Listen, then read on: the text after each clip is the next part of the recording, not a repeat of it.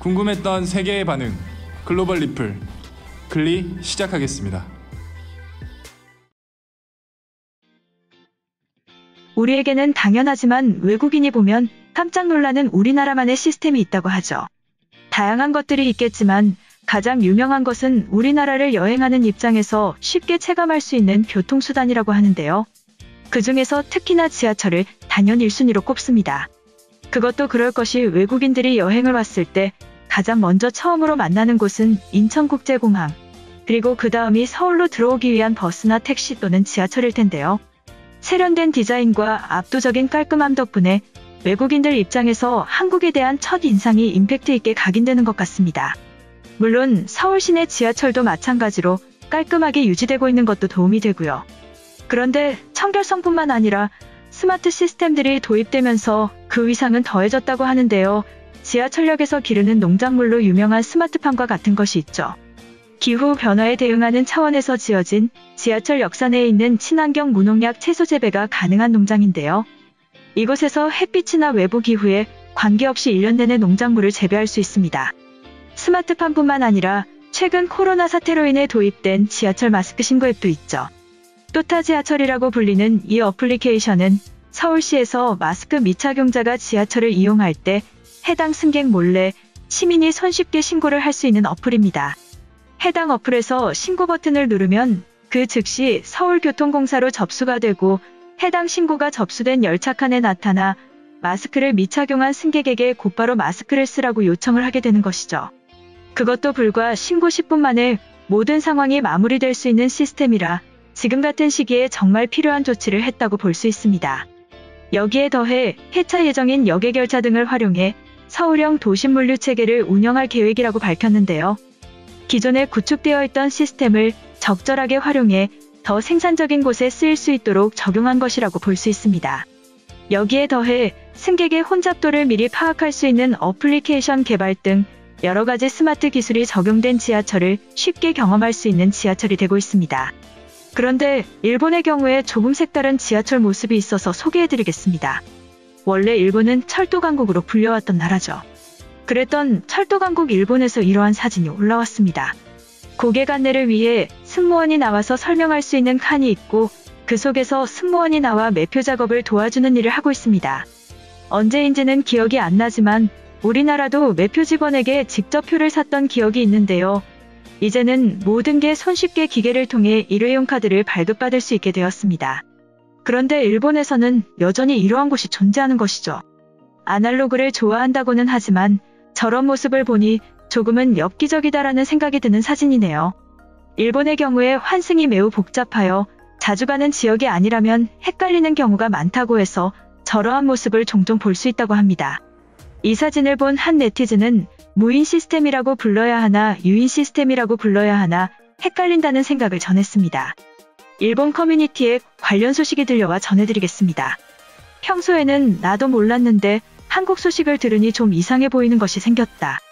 매표소 직원이 직접 나오는 창구가 있고 상반신만 나와서 매표 작업을 도와주는 게 되게 이상해 보인다.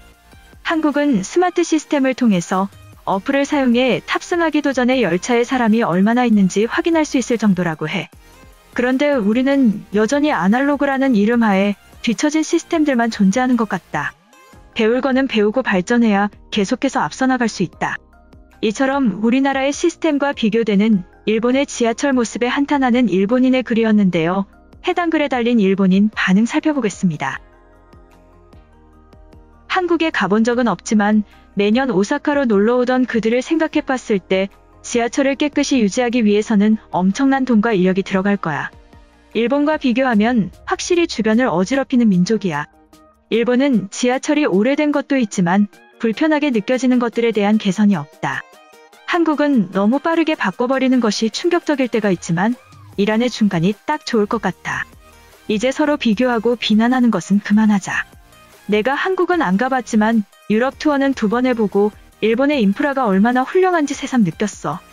한국도 일본을 보고 많이 따라왔겠지만 지금은 과연 어느 정도일지 모르겠어. 어제 출근하다가도 느꼈는데 도쿄 지하철에 달려있는 광고만 뜯어내어도 세계 최고의 지하철이다. 나도 눈이 어지러울 만큼 덕지덕지 붙어있는 것을 보면 한숨이 나와. 내 방이었다면 몽땅 버렸을 텐데. 사실 5년 전까지만 해도 일본의 많은 지인들은 한국을 무시하고 아래로 내려다봤어. 나도 그런 선입견이 있었는데 작년에 K-팝 콘서트를 보려고 서울에 갔는데 너무 놀라서 입이 벌어졌다. 엄청나게 깔끔하고 정돈된 도시는 효율적인 스마트 시티였어. 도쿄는 지금 너무 복잡하거든. 지금의 한국의 성장은 일본이 바탕을 깔아준 거야. 그래서 어디에도 없는 빠른 성장을 했지만 창의적인 결과물이 없어서 힘이 빠지고 있는 중이지. 뛰어나다는 지하철이나 사회 전반의 인프라도 시작은 일본을 따라하기였을 뿐이다. 일본 지하철에서는 스마트한 것들이 없다. 모든 것들에 사람들의 노력이 필요하고 이는 매년 적자를 기록하는 지하철 회사를 망하게 할 거야. 영무원들을 고용하는 것에 목적이 있다면 성공적이지만 선진국의 모습은 아니다. 솔직히 외국인들이 타게 되면 노선도가 복잡한 것은 사실이야. 많은 노선들이 하나의 승강장을 공유하고 일본어를 하지 못한다면 나도 자신이 없거든. 그래서 우리 엄마는 아직도 혼자서 지하철 타는 것은 부담스러워한다. 환승하는 목적지냐고 매번 물어보고 버스를 타거나 택시를 이용하셔. 한국에서 2년 동안 대학을 다니다가 작년에 교토로 돌아왔는데 정말로 다른 점이 많아.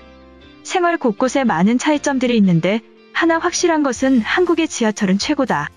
엄청 저렴하고 버스랑 환승도 되며 깨끗하고 편리해. 그런데 성형외과 광고와 엄청나게 많은 아이돌 광고는 부담스러웠어. 오래전부터 일본의 지하철은 세계에서 최고로 인정받았고 한국은 그저 빠르게 베꼈을 뿐이지. 알고 있는 사람들이 많은데 그저 그들과 말싸움하기 싫어서 가만히 있는 거야. 한국과 중국인들은 그들의 이득을 위해 끝까지 몰고 늘어지니까. 일본은 더 이상 발목을 잡혀서는 안 돼. 여기에는 한국으로 여행을 다녀와 본 사람들이 글을 남겨야 해. 요새는 K-팝 때문에 젊은 사람들이 한국에 대해 객관적으로 보지 않고 플러스 점수를 부여한다. 이대로 10년이 지났을 때 과연 일본이 한국을 앞지르고 있을지 걱정이야. 일단 스크린 도어랑 개찰구에서 큰 차이가 있어. 한국에는 과도한 광고가 없고 깔끔한 인터페이스로 구성되어 있다. 일본인들은 항상 기존에 만들어둔 것들을 바꾸거나 새 거로 교체하는 것에 부담감을 느끼는 듯. 한국은 과거에 엄청나게 가난했기 때문에 화려하고 세련된 것에 목마름이 크다. 덕분에 빠르게 발전했지만 그들은 끝없는 결핍을 채우는 것에만 집중하고 있어. 건강하거나 좋아 보이지 않는 이유가 그것이다. 나는 일본의 아기자기하고 귀여운 것들을 사랑한다. 종이로 된 티켓과 따뜻한 미소의 영무원 아저씨는 우리 모두에게 남아있는 추억이고 역사야. 꼭 바꿔야 할 필요가 없으면 남겨두는 것이 좋아. 이번 영상은 여기까지고요. 제 영상이 도움이 되셨거나 세계 속 반응 더 보고 싶다 하시는 분들은 구독과 좋아요, 알람 설정까지 부탁드립니다.